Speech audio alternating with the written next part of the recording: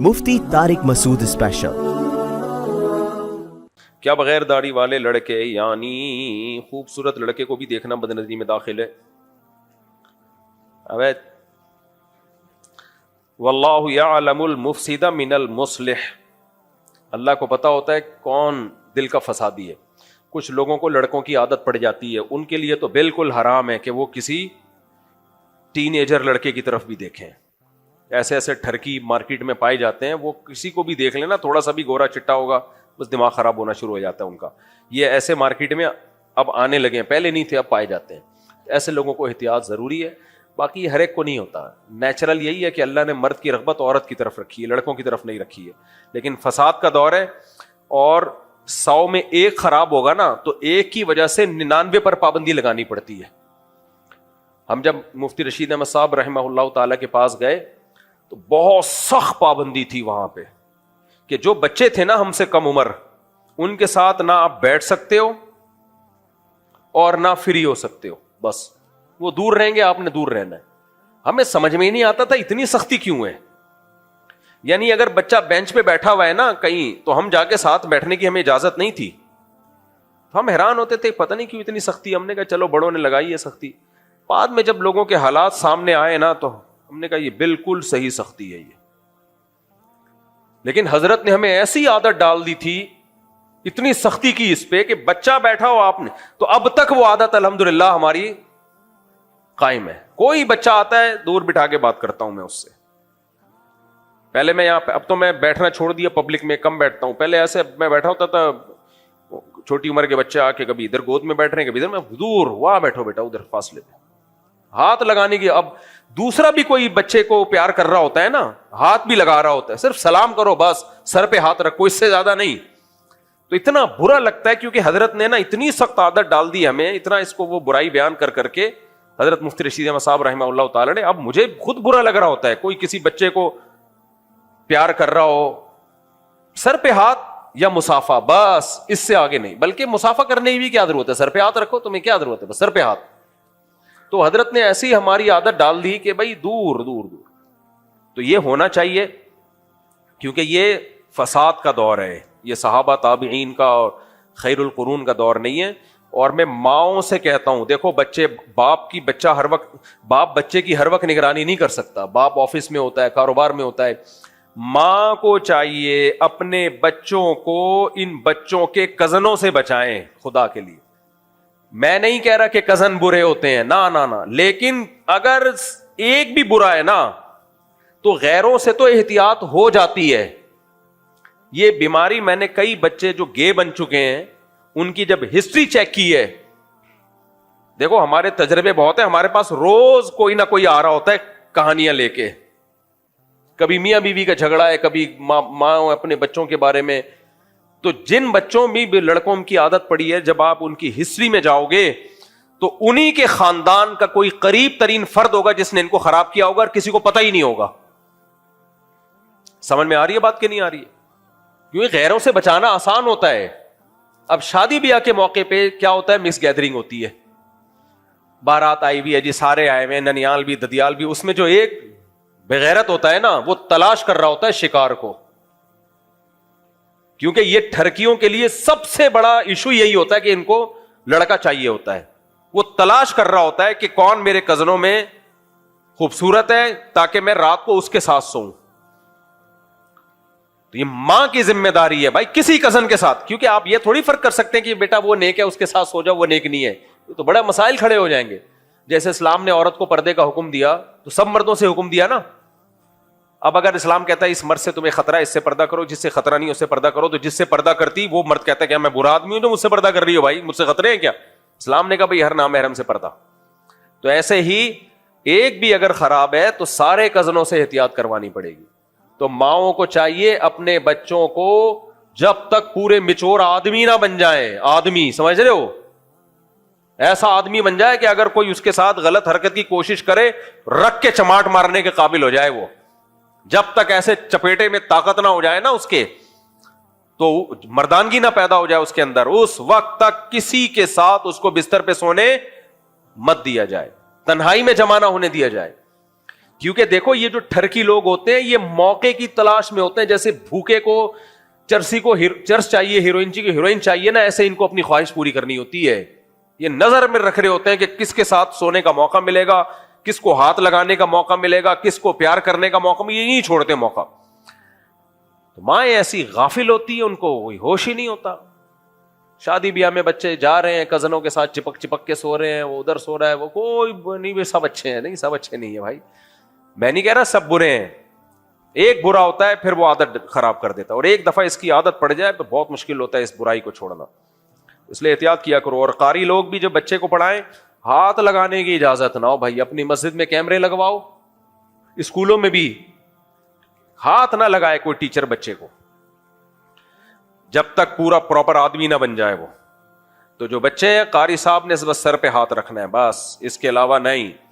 کوئی بھی جیسے اب تو یہ کیمرے بہت آ گئے ہیں, مسجدوں میں مدرسوں میں کیمرے اکثر لگے ہوتے ہیں الحمدللہ, تو نگرانی ہو اس کی. بھائی ہاتھ کیوں لگایا آپ نے؟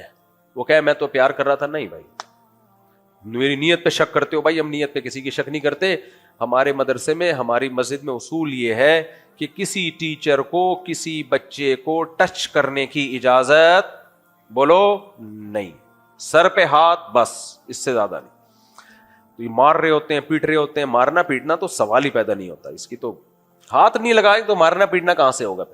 اتنے بچے خراب کیے نا قاریوں نے مار مار کے, اتنے بچے باغی بنایا ہے. ایک بچے کا تو میں نے رپورٹ پیش کی تھی نا آپ کو, اس کو جب قاریوں نے مارا ہے وہ چلا گیا خواجہ سراؤں میں اور نامرد بنا اور ناچ گانا شروع کر دیا. پھر تبلیغ والوں نے اس کو سدھارا. ایک اور بچہ قاری صاحب نے اس کو مارا, اس نے گھر آ کے اپنے ٹیچر کو شکایت, اپنے استاذ اپنے والد کو شکایت لگائی. والد نے بتایا بھئی آپ نے ایسے درندوں کی طرح کیوں پیٹا ہے بچے کو؟ تو اگلے دن قاری نے دوبارہ پیٹا کہ تم نے بتایا کیوں. وہ بچہ مدرسے سے بھاگا ہے اور شرابیوں میں بیٹھا اور شراب پینے لگا. تو بہت کمپلینز ہیں, بڑے بھاگے. میرے دونوں بڑے بھائی, میرے جو سب سے بڑے بھائی تھے, ان کو بھی قاری صاحب اتنا کوٹتے پیٹتے تھے, وہ بےچارے پڑھ ہی نہیں پائے.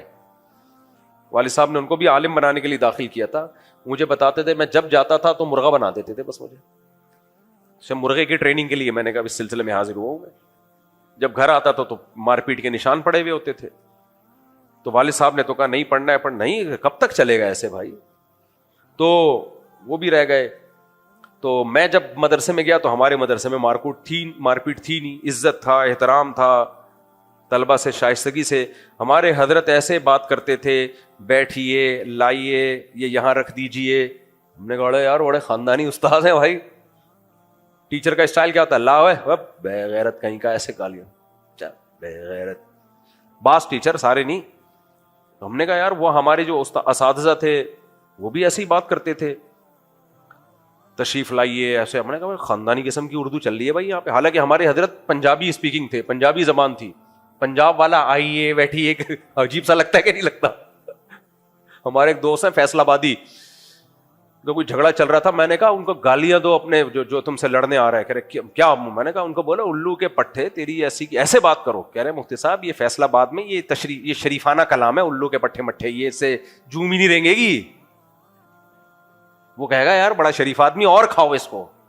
میں نے کہا اتنی سے زیادہ تو میں افورڈ نہیں کر سکتا. کہہ رہے ہیں یہ تو کراچی کی ہوں گی گالیاں, فیصل آباد میں تو یہ تو محبت میں کہہ رہے تھے الو کے پٹھے آدھا چائے پیتے ہیں بیٹھ گئے, چل بے غیرت کہیں کا. اس طرح تو کہہ رہے ہیں تو محبت میں ہوتا ہے. اور کمینے کیا کر رہا ہے آج کل, یہ محبت میں ہوتا ہے. میں برائی نہیں کر رہا بھائی, فیصل آبادیوں کی بڑے نیک لوگ ہوتے ہیں, یہاں بھی بیٹھے ہوئے ہوں گے شاید, ان کی مزاج ایسا ہے نا, مزاج ہے. تو کہاں سے کہاں بات چلی گئی. اس لیے مار کٹائی وٹائی صحیح نہیں, ہاتھ بھی نہیں لگانے کی اجازت ہونی چاہیے. اچھا فیصل آباد کی جماعت ہے یہ تو, ویسے میں نے بات جو کی ہے غلط تو نہیں کی, بات تو صحیح ہے نا. وہاں تو یہ چھوٹی موٹی گالیاں میرا خیال ہے اثر نہیں ہوتا نا, نہیں ہوتا. کہتے ہیں یہ بہت, یہ تو کہتے ہیں یہ تو شریفانہ کلام ہے. اچھا میرے بھائی, اس مشکل وقت میں جب افغان حکومت پاکستان سے دشمنی پر اتری ہوئی ہے, عمران خان صاحب کے پی کے وزیر اعلیٰ کو تبدیل کر کے ایک ایسا وزیر اعلیٰ منتخب کر رہے ہیں جو افغان حکومت کا بہت بڑا, کیا لکھا ہوا ہے, حامی ہے. عمران خان کے اچانک اس فیصلے کو آپ کس نظر سے دیکھتے ہیں؟ عمران خان کے فیصلے عمران خان سے آپ پوچھیں. مجھے اس بارے میں معلومات نہیں ہے، جب تک پوری تحقیق نہ ہو آدمی تبصرہ نہ کرے. اگر ہوتی تو میں اور مناسب بھی سمجھتا تو میں تبصرہ کر دیتا، لیکن حقیقت یہی ہے کہ مجھے معلومات اس بارے میں نہیں ہے، کس کو تبدیل کیا گیا، کیوں کیا گیا، واللہ. عمران خان جیل میں بیٹھ کے بھی تبدیل کر رہا ہے، ہو رہا ہے ایسا. پھر یہ جو شہباز شریف نے جا کے یونائٹڈ نیشن میں فلسطینیوں کا مسئلہ اٹھایا ہے اور جو کہا ہے کہ 67 سے پہلے والا اسرائیل اور فلسطین، یہ بہت زبردست بات کی ہے. اب ہمارے جو پی ٹی آئی کے لوگ ہیں وہ اس پہ کہہ رہے ہیں دیکھا ہم تو پہلے ہی کہتے تھے یہ اسرائیل کو مان لیں گے، اور نہیں مان رہے میرے بھائی اسرائیل کو. یہ وہ حل بتا رہے ہیں جو فلسطینی بھی چاہتے ہیں. فلسطین کی جتنی تنظیمیں چاہے وہ لڑاکا ہوں یا غیر لڑاکا، وہ سب چاہتی ہیں کہ ایسا ہو جائے. تو آپ وہ کام تو نہ کرو نا جو فلسطینی بھی نہیں چاہ رہے. یہ وہی بات ہے کہ some thing is better than nothing نا. آپ سم تھنگ کے چکر میں آپ نتھنگ پہ آ جاؤ کہ چونکہ ہمیں آدھا مل رہا ہے جس میں بیت المقدس بھی ہے، وہ بھی مسلمانوں کے پاس ہوگا، تو آپ اس چکر میں کہ ہمیں آدھا مل رہا ہے تو ہم نہیں آدھا نہیں پورا لیں گے، تو پورا بھی نہیں آپ کو ملے گا یار. وہ پورا اتنا کون پورا ملک آپ کو اٹھا کے دے دے گا؟ تو اس لیے some thing is better than nothing. اور سب سے بڑی بات فلسطینی اس پہ راضی ہے. میں آپ کو مفتی منیب صاحب کا فتویٰ پڑھ کے سناتا ہوں. مفتی منیب صاحب نے بڑی خاندانی بات کی ہے، پڑھ کے سنا دوں؟ پہلے فتویٰ تو نکل آئے. زبردست فتویٰ دیا مفتی منیب صاحب نے، خاندانی قسم کا. یہ دیکھو، شکریہ آپ کا. تحریک لبیک پاکستان کے قائدین اور کارکنان کے نام، مفتی منیب الرحمان صاحب کا فتویٰ. حماس نے اپنے تحفظات کے ساتھ ٹرمپ کے 20 نکاتی امن منصوبے کو بامر مجبوری قبول کر لیا ہے. یہ کس نے کیا پتہ ہے؟ جو لڑاکا تنظیم ہے انہوں نے قبول کیا ہے. اور شرم الشیخ مصر میں بھی اس کے رہنما مذاکرات میں شریک ہیں. ذرائع ابلاغ کی معلومات کے مطابق ابتدائی معاہدے پر اتفاق ہو گیا ہے اور انہی معاہدے پر عمل درآمد کے لیے امریکی صدر ٹرمپ کی ضمانت بھی درکار ہے. عربی کی کہاوت ہے گھر کا مالک گھر کے معاملات کو دوسروں کی بنسبت بہتر جانتا ہے. لہذا ہمیں کوئی نیا قضیہ کھڑا کرنے کے بجائے ان کے موقف کی حمایت کرنی چاہیے، کیونکہ وہ مبتلا ہیں اور حالیہ انسانی تاریخ کی سب سے بڑی قربانیاں پیش کر چکے ہیں، اور بچے کچے انسانی سرمائے کو بچانا بھی مقاصد شرعیہ میں سے ہے. اب جو غزہ میں بچے بچ گئے ان کو تو بچاؤ نا یار. ایک ایک کر کے شہید ہو رہے ہیں، بھوک سے مر رہے ہیں. تو جو لوگ کہہ رہے ہیں نا کہ پورا فلسطین ہونا چاہیے، وہ اپنے بچوں کو وہاں کی جگہ رکھ کے سوچیں کہ آپ کے بچے ایسے بھوک سے مر رہے ہوتے اور ایک حل ہونے والا ہوتا، اور آپ کہتے ہیں نہیں یہ تو بک گئے. بھائی اپنا کوئی بھی نہیں ہے نا وہاں پہ، ہمارا فلسطینیوں کے بچے ہیں. تو ہم نے کہا کہ نہیں ہمیں پورا فلسطین چاہیے. فلسطینی کہہ رہے ہیں بھائی یہ جو 20 نکاتی وہ جو ایجنڈا پیش کیا گیا ہمیں قبول ہے. تو شہباز شریف نے وہی بات کی ہے جا کے جو فلسطینی بھی چاہ رہے ہیں اور وہاں کی لڑاکا تنظیمیں بھی چاہ رہی ہیں، اور 57 اسلامی ملکوں نے اس پہ سائن کر دی ہیں. پوری دنیا میں اس کو مانا گیا. یہاں سے اب اگر کوئی عمران خان کے حامی لوگ کہیں کہ یہ دیکھو شہباز شریف بک گیا، یا تحریک لبیک والے اس کے خلاف آواز اٹھائیں، تو بھائی آپ جو ہونے جا رہے ہیں آپ نہیں ہونے دو گے. وہ یہی ہوگا نا، وہ مرتے رہیں گے بھوک سے. اسرائیل کے ساتھ تو پوری دنیا کھڑی ہوئی ہے، پوری طاقتیں کھڑی ہوئی ہیں. تو آپ ان بچوں کو اپنے بچوں کی جگہ رکھ کے سوچو، اور اگر یہ کسی حل کی طرف جاتا ہے، جنگ بندی ہو جاتی ہے، جو جانیں بچ گئی ہیں وہ بچ جاتی ہیں، ان کو خوراک ملے گی، ان کی ایک اسٹیٹ ہوگی. سب سے بڑی بات اس ایجنڈے میں کیا ہے، اس معاہدے میں بیت المقدس کس کے ہاتھ میں ہوگا؟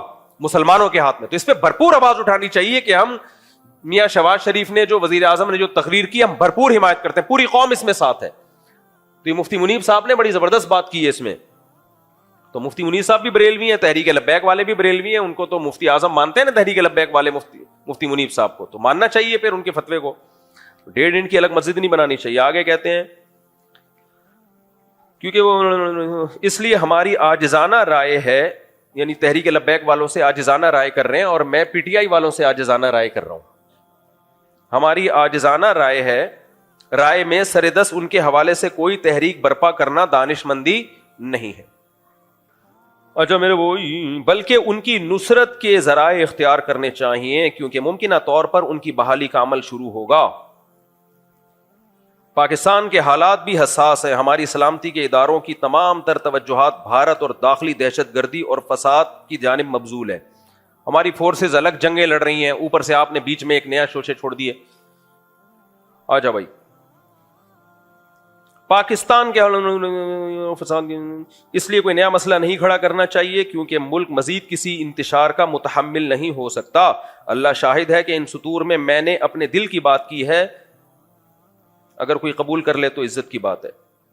یہ اس لیے مفتی منیر صاحب نے لکھا کہ آج کوئی بھی حکومت کے فیور میں بات کرتا ہے تو درباری، سرکاری، کرنل، بریگیڈیئر. میرا نام کرنل مفتی طارق مسعود، مفتی عبدالرحیم صاحب کا نام بریگیڈیئر عبدالرحیم چل رہا ہے آج. ارے بوئی، ہمیں اعتراف ہے کہ فلسطین کے حوالے سے ہمارا اور ٹی ایل پی کا درد یکساں ہے.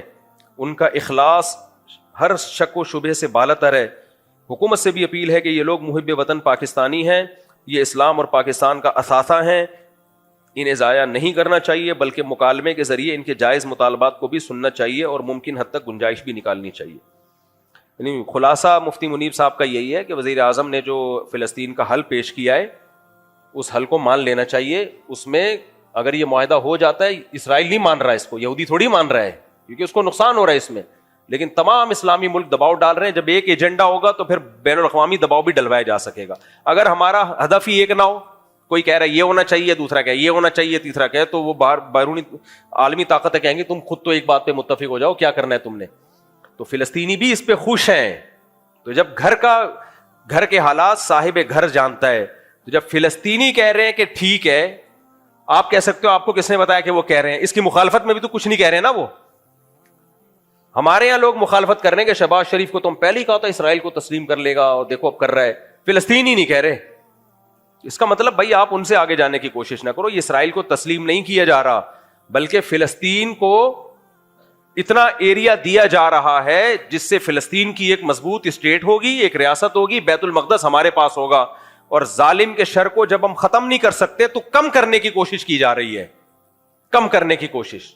اور یہ بھی ہمیں سیرت سے یہ سب چیزیں ملتی ہیں، اس لیے اس کو مان لینا چاہیے ہمیں.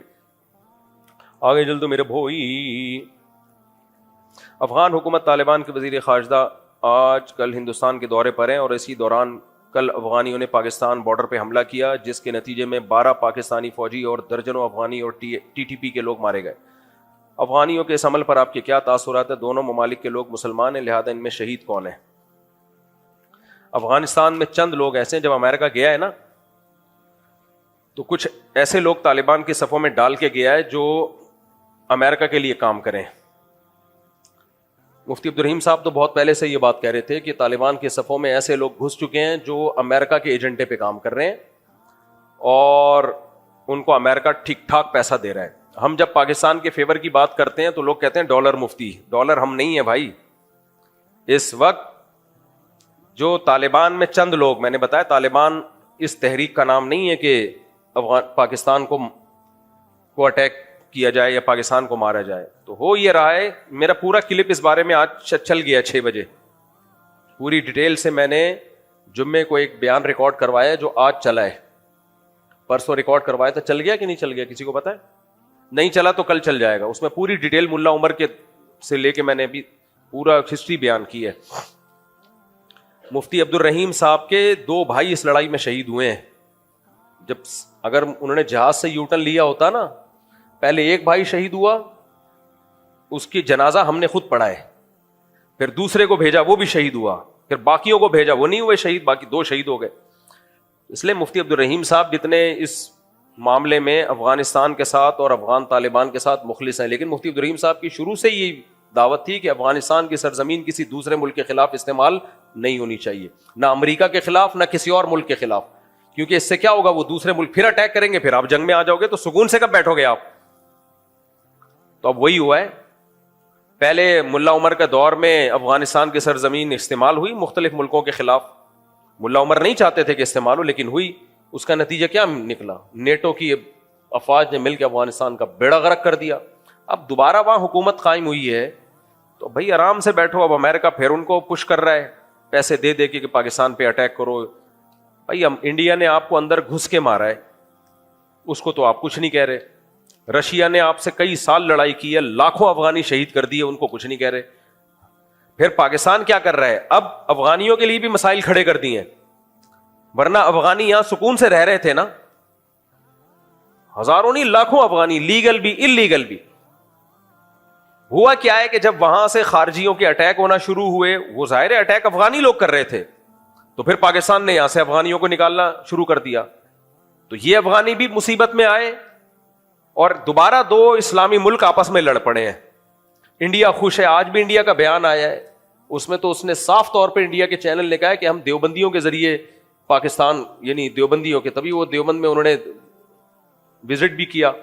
خیر وہ تو علماء ہونے کی وجہ سے بھی وزٹ کیا ہوگا, لیکن انڈیا کہہ رہا ہے کہ ہم ان کو استعمال کریں گے, طالبان کو استعمال کریں گے پاکستان کے خلاف. یہ کھلی تقریریں چل رہی ہیں اس کی, انڈیا کی.